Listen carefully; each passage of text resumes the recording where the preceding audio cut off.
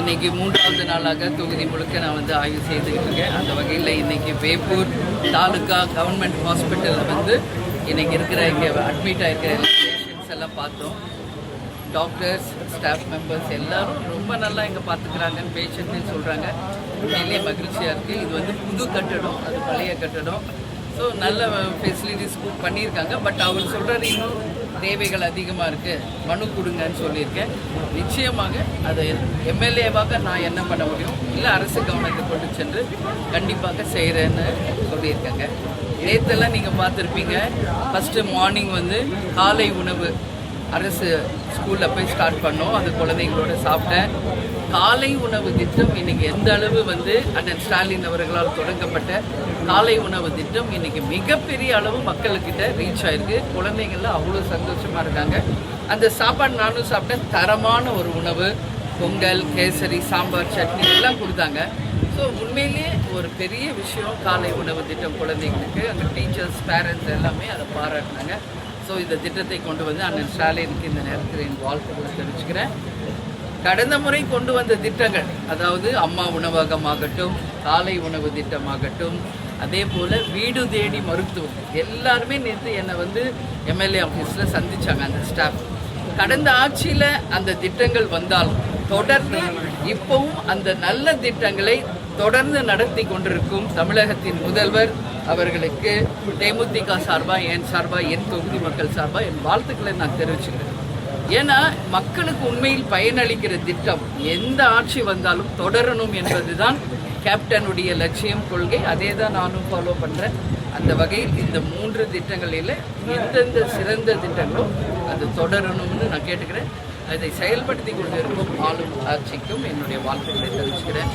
அம்மா உணவகத்துலேயும் போய் நான் உணவு எப்படி இருக்குது, தரம் எப்படி இருக்குது, எவ்வளோ பேர் சாப்பிட்றாங்க எல்லாம் கண்டறிந்தேன். உண்மையிலேயே அங்கேயும் தரமான உணவு வெறும் ரொம்ப கம்மி விலையில் தர்றாங்க.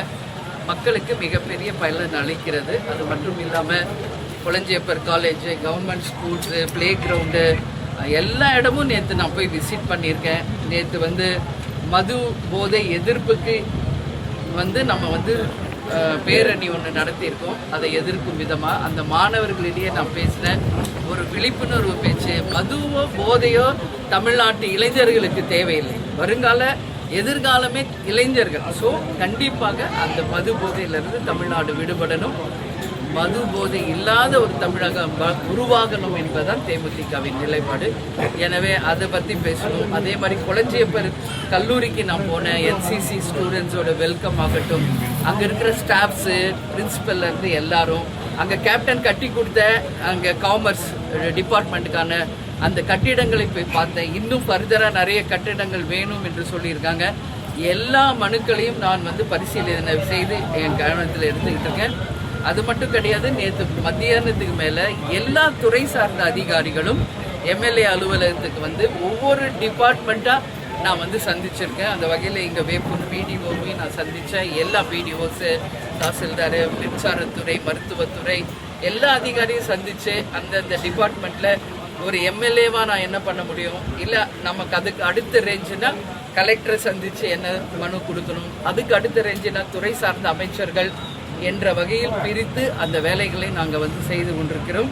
எனவே தொகுதி முழுக்க மக்களிடையே மிகப்பெரிய வரவேற்பு. நான் இங்கே வந்து இங்கே வந்து இந்த தொகுதியினுடைய எம்எல்ஏவாக தேர்ந்தெடுத்த என் மக்களுக்கு என்றைக்கும் உண்மையாக இருப்பேன். கேப்டன் கொடுத்த அந்த வழியிலே நாங்கள் பயணிப்போம். நிச்சயம் என்னுடைய பணிகள் மக்களுக்கு தான். ஆவின் பால் கொள்முதல் வந்து குறைக்கப்பட்டுள்ளது. தமிழ்நாட்டில் வந்து பார்த்தீங்கன்னா குறைக்கப்பட்டுள்ளது. இதனால் வந்து வாடிக்கையெல்லாம் நிறைய பாதிக்கப்படுறாங்க. இதை பற்றி உங்களுடைய கருத்து இல்லை? நானும் பார்த்தேன் அந்த செய்தி. ஆவின் பால் உற்பத்தியே குறைஞ்சிருக்கு. அதுக்கு காரணம் கோடை காலம், இங்கே தண்ணி இல்லாத வறட்சி, அதனால ஒரு பாதிப்பு இருக்கிறதா ஒரு செய்தி வந்திருக்கு. பட் ஆவின் நிறுவனம் அப்படி இல்லை. நிச்சயமாக எப்பொழுதும் வழங்குவது போல் பயனாளிகளுக்கு நாங்கள் ஆவின் பாலை நாங்கள் டிஸ்ட்ரிபியூட் பண்ணுவோம் தான் அவங்க சொல்லியிருக்காங்க. ஸோ பொறுத்திருந்து பார்ப்போம். 2 பக்கம் 2 கருத்து வந்திருக்கு. நிச்சயமாக ஆவின் பால் என்பது ரொம்ப ரொம்ப இம்பார்ட்டன்ட். பிறந்த குழந்தையிலிருந்து முதியவர்கள் வரைக்கும் பால் வந்து ரொம்ப ரொம்ப அத்தியாவசியமான ஒன்று. அதை அரசு கவனத்தில் கொண்டு தடை இல்லாமல் எல்லாருக்கும் விநியோகம் பண்ணணும். அதை பற்றி எனக்கு எந்த கருத்து இல்லைங்க. அது அவங்க கிட்ட தான் நீங்கள் கேட்கணும். என்கிட்ட நீங்கள் கேட்குற கேள்வி என் தொகுதியை பற்றி, மக்கள் பிரச்சனையை, தமிழ்நாட்டில் மக்களுக்கு நாம் என்ன செய்யணும், இது போன்று நீங்கள் கேட்கணும் அப்படின்னு நான் எப்பவுமே கேட்டுக்கிட்டு இருக்கேன். மற்ற ஒருத்தருடைய கட்சியை பற்றியோ ஒரு தனிநபர் விமர்சனமோ நான் எப்பயுமே பதில் தர்றது கிடையாது. அதனால் மக்களோட என்ன தேவையோ அதை பற்றி நம்ம பேசுவோம். அதுவே நிறைய இருக்கு இங்கே செய்யறது. கடலூர் மாவட்டத்திலேருந்து கடகோடி பகுதி வேப்பூர் இது இங்கே ஒருத்தர் எதுங்க கருக்கலைப்பு போலி டாக்டர் இந்த பக்கம் தான் நிறையா இருக்காங்க.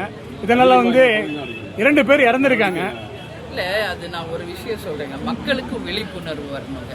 நான் இன்னைக்கு நேரத்தில் 2006 விருதாச்சலம் தொகுதியை நான் பார்த்துட்டு இருக்கேன். மக்களுக்கும் விழிப்புணர்வு வர வேண்டும். அரசும் இணைந்து செஞ்சாதான் இங்கே எல்லா ஒரு பணியுமே கரெக்டாக இருக்கும்.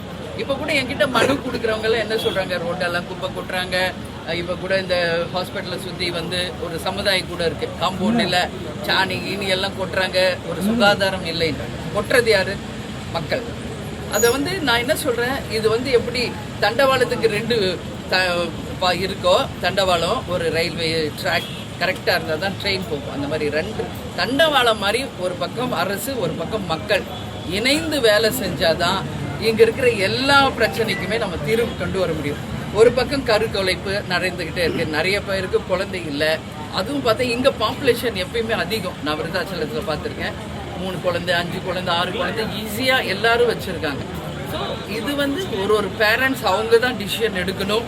நமக்கு எத்தனை குழந்தை வேணும், நம்மளுடைய வசதிக்கு எவ்வளோ பேர் நம்ம இருந்தால் அவங்கள நல்லபடியாக வளர்க்க முடியும் என்பதை ஒரு பேரண்ட்ஸ், அப்பாவும் அம்மாவும் முடிவெடுக்க வேண்டிய விஷயம். அதே நேரத்தில் அரசு அதிகாரிகளும், இப்போ டாக்டர்ஸ்லாம் இங்கே எவ்வளோ பேர் நான் பார்த்துட்டு தான் வரேன், நல்ல ட்ரீட்மெண்ட் தான் கொடுக்குறாங்க. இப்போ கூட நான் வந்து இதுக்கு முன்னாடி குழந்தை சேவந்த ஹாஸ்பிட்டலுக்கு போயிட்டு வந்தேன். எல்லாமே இன்னைக்கு ப்ரெக்னென்ட் லேடிஸ்க்கு தான் அங்கே ட்ரீட்மெண்ட் போயிட்டுருக்கு. ஏறக்குறைய ஒரு 50 லேடிஸ்க்கு என்னால் முடிஞ்ச உதவிகளையும் அங்கே கொடுத்துட்டு வந்திருக்கேன். ஸோ இது வந்துங்க 2 பக்கமும் இது சரி செய்யணும். நாட் ஓன்லி கவர்மெண்ட், மக்களும் அது வந்து விழிப்புணர்வோடு அதை யோசிக்கணும். தமிழக முதல்வர் வந்து 3 நாள் வந்து இப்போ மாநாடு நடத்த IAS IPS மாநாடு நடத்துறேங்க. அதில் வந்து பெண்கள் பாதுகாப்பு, குற்றத்தடுப்புலாம் நடத்துறேன். ஆனால் இப்போ பார்த்தீங்கன்னா அவங்கள வந்து பார்த்தீங்கன்னா தாவேக்கா தான் நிறையா வந்து குட்கா பொருள் கடத்தல், இப்போ பல்லடத்துல ஒரு 130 கிலோ வந்து குட்கா கடத்தல் இது பண்ணியிருக்காங்க. ஃபுல்லாக வந்து பாலியல் சர்ச்சை, இந்த மாதிரி வந்து போதைப் பொருள்லாம் ஃபுல்லாக அவங்க தான். அதை பற்றி உங்களோட கருத்து இல்லை? நேற்று IAS and IPS வந்து அழைச்சி முதல் முறையாக ஒரு மீட்டிங் நடத்தியிருக்காரு முதலமைச்சர். அதில் நிறைய விஷயம் அவங்க பேசியிருக்காங்க. அதில் முதலில் பெண்கள் மற்றும் குழந்தைகள் பாதுகாப்பு உறுதி செய்யணும். அதுக்கு அடுத்தது போதை இல்லா தமிழ்நாட்டை உருவாக்க வேண்டும், லஞ்சம் ஊழல் இல்லாத ஒரு நல்ல ஆட்சி கொண்டு வரணும் என்பதை பற்றிலாம் அவர் பேசியிருக்காரு. இது யார்கிட்ட பேசியிருக்காரு? ஒரு IAS IPS, அவங்க வந்து சட்டம் ஒழுங்கையும் அட்மினிஸ்ட்ரேஷனில் இருக்கிறவங்க கிட்ட பேசியிருக்காரு. ஒரு முதல்வராக அவருடைய கருத்து வரவேற்கத்தக்கது. இதை தான் மக்களும் எதிர்பார்க்குறாங்க. ஆனால் இதை மீறி உண்மையிலேயே அப்படியே இங்கே வந்து போதையே இல்லையா, இங்கே சட்டம் ஒழுங்கு சரியாக இருக்கா அப்படின்னு கேள்வி கேட்டால் இது $1 million கொஷன். அதனால நான் என்ன சொல்கிறேன், இப்போ சொன்னது தான், அரசும் சரியாக வேலை செய்யணும், அதற்கு மக்களும் இணைந்து இருந்தால் மட்டும்தான் இதற்கு தீர்வு. இப்போ தொடர்ந்து பாலியல் வன்கொடுமைகள் நடப்பதும், சட்டம் ஒழுங்கு பிரச்சனை வருவதும் தமிழ்நாட்டில் டெய்லி நடந்துருக்கு. ஸோ இதுக்கெல்லாம் கட்டாயம் முதல்வர் வந்து இரும்புகரம் கொண்டு அடக்கணும். அதில் மாற்று கருத்து இல்லை. பார்ப்போம். நேற்று தான் மீட்டிங் போட்டிருக்காரு, என்ன நடக்குதுன்னு கொஞ்சம் டைம் கொடுத்து பார்ப்போம். மேடம், இந்த கடந்த ஆட்சியில் வந்து இந்த வேப்பூர் பஸ் ஸ்டாண்ட் ஓப்பன் பண்ணாங்க.